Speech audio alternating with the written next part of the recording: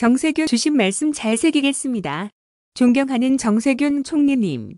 먼저 경제 방역을 위한 저의 의견에 답해 주의 위기 극복과 국민 고통 저감을 위해 과감한 확장 재정 정책이 필요하다는 의견 내주신 총리님께 감사드립니다.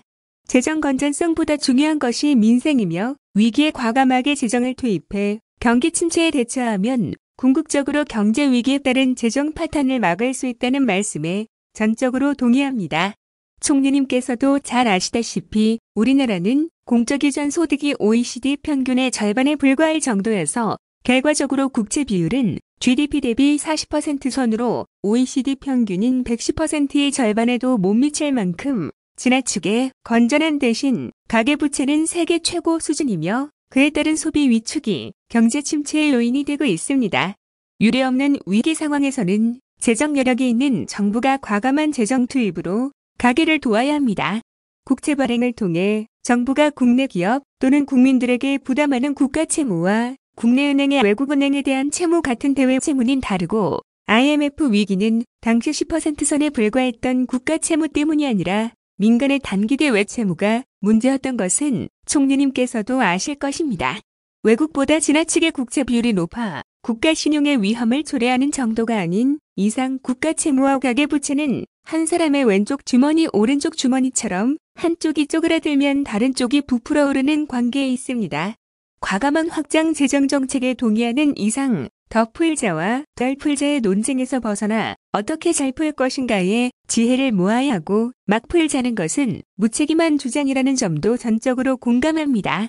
고통의 무게는 평등하지 않으므로 고통에 비례해서 지원해야 한다는 말씀도 전적으로 맞는 말씀입니다.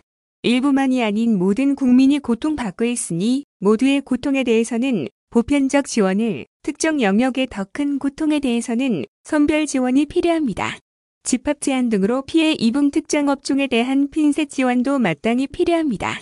동시에 코로나 위기 극복을 위해 모든 국민들께서 치르는 희생과 고통이 K-방역 성공의 비결임을 감안한 전국민 보편 지급도 연대감과 소속감을 제고하며 소비 확대로 경제를 살리는 방안이 될 것입니다. 보편 지원과 선별 지원은 배타적 관계가 아닌 보완 관계이고 1차는 보편 지원, 2차, 3차는 선별 지원을 했으니 과감한 확장 재정 정책을 검토하는 마당에 이제 전국민 보편 지원도 검토할 수 있을 것입니다. 투입 재정이 효과를 내려면 조기에 지원이 절실한 분야에 소비되어야 하고 이런 효과는 1차 재난지원금처럼 신용카드 충전 방식으로 지급해도 문제없다는 것도 맞는 말씀으로 저 역시 그와 같은 지급 방식에 동의합니다. 제가 말씀드리는 지역화폐가 바로 1차 재난지원금 지급 방식입니다. 조기에 사용되도록 3개월 시한을 설정하였고 골목소상공인 등 지원이 절실한 분야에 사용되도록 업종과 규모를 제한하였으며 저축을 막고 소비하게 하려고 현금 아닌 특수구매력, 이를 통상 로컬페이 즉 지역화폐라고 부릅니다. 을 지급한 것입니다. 지역 간 격차 완화가 화두인 지금 광주 시민들에게 지급되는 지원금이 서울 아닌 광주에서 사용되도록 한 1차 재난지원금이 바로 지방경제와 지역경제를 살리는 길이기도 합니다.